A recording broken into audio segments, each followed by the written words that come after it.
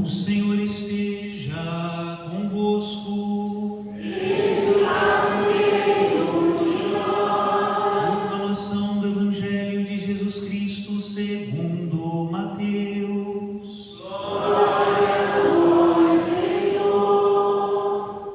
Naquele tempo, vendo Jesus as multidões, compadeceu-se delas, porque estavam cansadas e abatidas, como ovelhas que não têm pastor.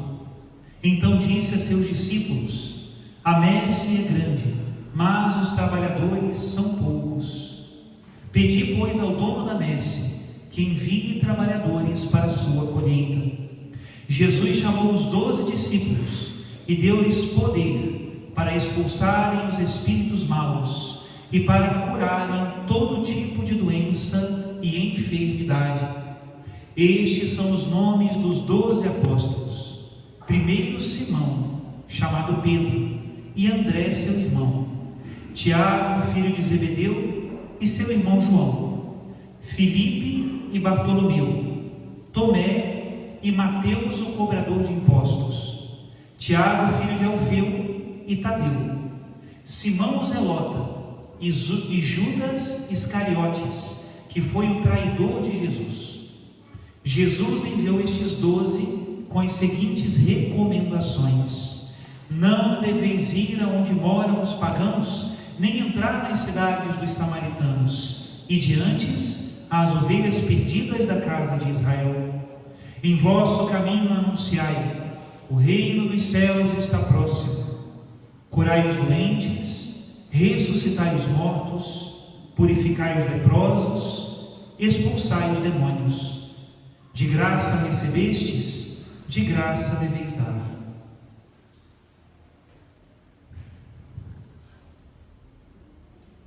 Palavra da salvação.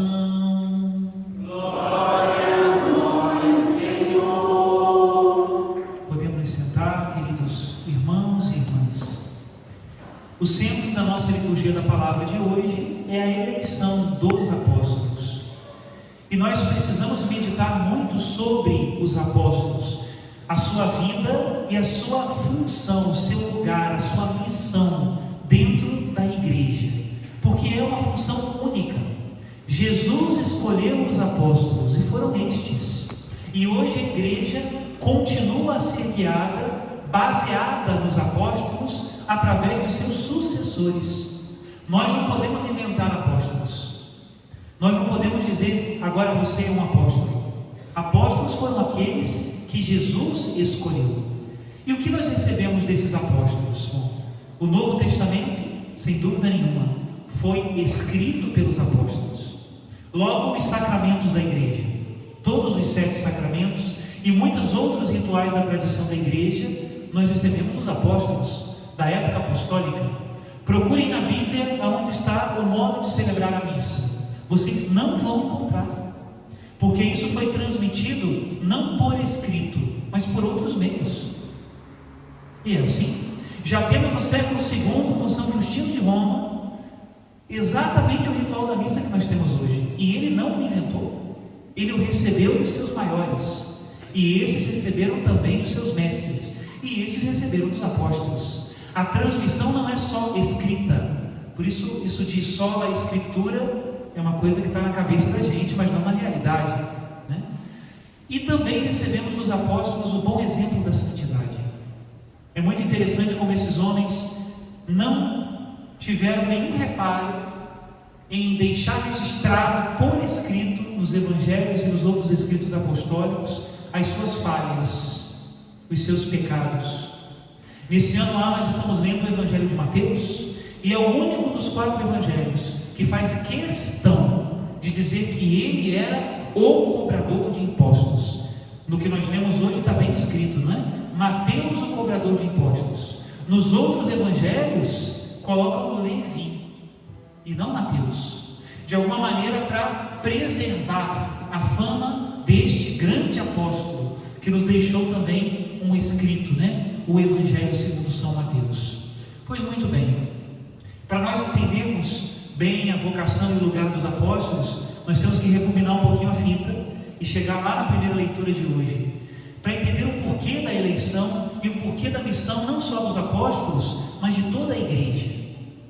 Quem estava aqui na missa de Corpus Christi, talvez se lembre que eu comecei a homilia de Corpus Christi dizendo que o coração da nossa santa religião é a comunhão com Deus. Isso é muito importante. Se você ou eu estamos aqui na missa por algo que seja diferente de aumentar a nossa comunhão com Deus, nós estamos fora do caminho. É bom que entremos no caminho quanto antes. É para isso que nós estamos aqui. A comunhão com Deus é a vontade de Deus a nosso respeito. Religião significa religare, ligar aquilo que tinha sido cortado.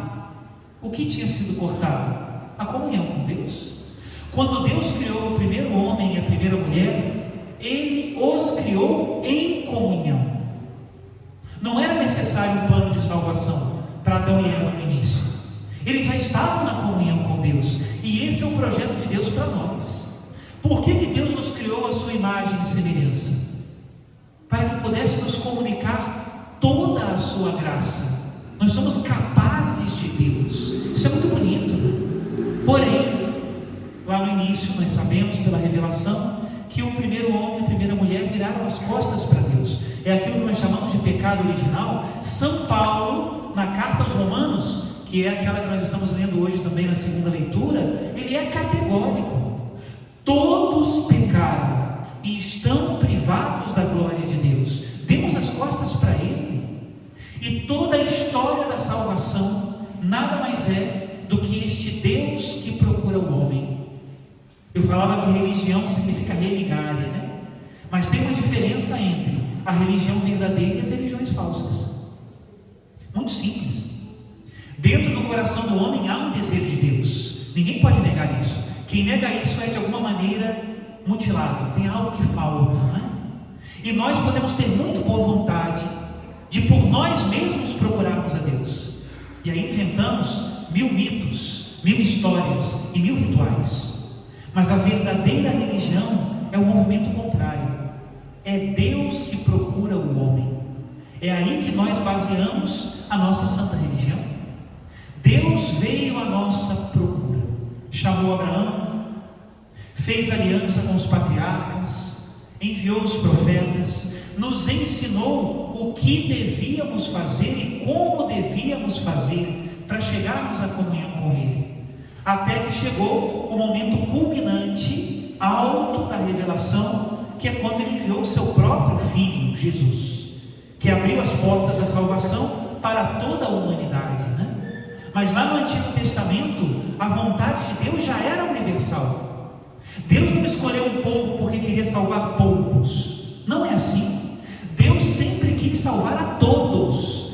No livro dos Atos dos Apóstolos tem um versículo, né? É São Pedro mesmo que diz no capítulo 10 dos Atos dos Apóstolos: reconheço na verdade que Deus não faz acepção de pessoas. Essa é uma passagem que se repete muitas vezes no Antigo Testamento. Deus não faz acepção de pessoas, mas em qualquer nação, todo aquele que o teme e pratica a justiça lhe é agradável. Deus sempre quis salvar todo mundo, mas Ele escolheu poucos, porque aí é o caminho para que a salvação chegasse a todos. Primeiro o povo de Israel, a primeira aliança, os profetas, os rituais do templo do Antigo Testamento, e na plenitude dos tempos Jesus, para todos, né? Vamos ver o que diz a respeito disso a primeira leitura. Ela diz assim: vós vistes o que fiz aos egípcios, e como vos trouxe sobre asas de águia. É um sinal do cuidado de Deus, né? E vos conduzi até mim. É Deus que nos conduz até Ele. Agora, pois, se ouvirdes a minha voz e guardardes a minha aliança, sereis para mim a porção escolhida entre todos os povos, porque toda a terra é minha. Vós sereis para mim um reino de sacerdotes e uma nação santa. Isso é o Antigo Testamento, que se cumpre plenamente no Novo. E lá no Antigo nós vamos ver várias sombras daquilo que Deus queria fazer para toda a humanidade no Novo Testamento. Em Abraão já havia a promessa: em ti todas as nações da terra serão abençoadas. Porém, ali ainda era tudo muito baseado no sangue de Abraão. No Novo Testamento, na Nova Aliança, um novo sangue abre a salvação para toda a humanidade. E esse é o sangue de Jesus. Nós dizemos aqui na Eucaristia, né? Sangue da nova e eterna aliança. Por que eterna? Porque não dá mais para abrir a porta. Ela já está escancarada. É o coração de Jesus, nosso Senhor, né? Se nós chegássemos lá no Antigo Testamento, no templo de Jerusalém, quando ele ainda estava de pé, né? E perguntássemos assim: quem aqui está disposto a dar a vida pelos pecadores? O que nós escutaríamos? Mais ou menos isso, né? Porque aqueles que eram as vítimas pelos pecados do povo eram os cordeiros, os bodes, os novilhos, né? Esses eram as vítimas de expiação. Mas aquilo ali era só uma figura. Quando Jesus aparece, o que São João diz a respeito dele? Eis o Cordeiro de Deus, que tira o pecado do mundo. Agora é o mundo inteiro. Um sacrifício capaz de lavar o mundo inteiro. Diz a segunda leitura de hoje: quando éramos ainda fracos, Cristo morreu pelos ímpios no tempo marcado. Dificilmente alguém morrerá por um justo. Por uma pessoa muito boa, talvez alguém se anime a morrer. Pois bem, a prova de que Deus nos ama é que Cristo morreu por nós, quando éramos ainda pecadores. Para nós chegarmos nos apóstolos, que foi como eu comecei a homilia, nós precisamos entender o amor do coração de Jesus, que já se manifestava lá atrás, mas na plenitude dos tempos se fez patente. Olha o que diz o Evangelho de hoje. Ao ver as multidões, Jesus encheu-se de compaixão, porque andavam cansadas e abatidas como ovelhas que não têm pastor. Essa compaixão do coração de Jesus é a fonte de todo bem. É o coração de um Deus que quer se reconciliar conosco, que quer a comunhão conosco. E aí ele continua. Então disse aos discípulos, com o coração cheio de amor: a messe é grande, mas os trabalhadores são poucos. Pedi, pois, ao dono da messe que envie trabalhadores para a sua colheita. Em seguida, Jesus chamou os seus 12 discípulos e deu-lhes poder de expulsar os espíritos maus e curar toda doença e enfermidade. Daí nascem os 12. E daí nasce todo o apostolado da igreja, do amor do coração de Jesus, da compaixão do coração de Jesus. E o Evangelho continua falando o nome dos 12, né? Eu gosto muito daquela figura sobre os 12 apóstolos que aparece lá no livro do Apocalipse. Podíamos fazer aqui agora uma gincana bíblica, né? Onde é que aparece no livro do Apocalipse mencionado os 12 apóstolos? Quem é bom de Bíblia? Os catequistas, quem sabe, né? Quem é bom de Bíblia? Aonde aparece? Padre, não estou lembrando. Tem muito candelabro, estrela, trombeta, anjo, fogo. Mas os apóstolos, no final, alguém falou? Aí, você estava na outra homilia, não é possível. Isso aí se chama marmelada. Mas é isso mesmo. Nos capítulos finais, desce do céu a Nova Jerusalém, como esposa ornada para o esposo. Diz que essa Nova Jerusalém tinha uma muralha alta, e nessa muralha 12 portas, e no alicerce de cada porta o nome dos 12 apóstolos do Cordeiro. Por que eu gosto muito dessa imagem? Porque ser apóstolo é ser porta, não é ser muralha, é ser porta. Olha, não precisa nem ser técnico em segurança. Não sei se alguém aqui é técnico de segurança de alguma coisa, mas qualquer um sabe que no muro, qual é a parte mais frágil? É a porta.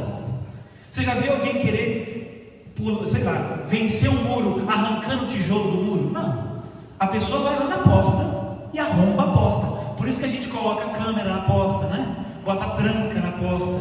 bota o cachorro perto da porta. Pode ser um cachorrinho até que não vale muita coisa, mas você bota perto da porta, que ele dá o sinal, né? Porta é a parte frágil, claro que é a parte frágil. Agora vocês imaginem uma cidade com uma muralha com 12 portas. Está na cara.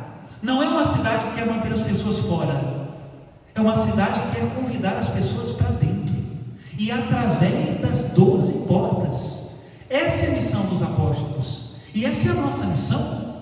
Duas coisas eu gostaria de deixar no coração de todos nós no final dessa reflexão. Primeiro, nós somos porta, e nós precisamos ser portas abertas. Através de nós, as pessoas precisam chegar a Deus, de algum modo, sim, e isso envolve sacrifício, sim, isso tem que fazer com que eu me vença todos os dias, sim, mas eu não posso ser uma porta fechada, eu preciso ser uma porta aberta. Primeira coisa, muito importante. Agora, a segunda coisa também muito importante, são 12 portas. Por quê? Para entrar na muralha não basta uma? Por acaso você é capaz de entrar numa muralha por 12 portas? Nós só precisa de uma, né? Por que são 12? Eu pensava assim, bom, se eu não entrar na igreja pela porta de Pedro, pode ser que eu entre pela porta de Paulo, né?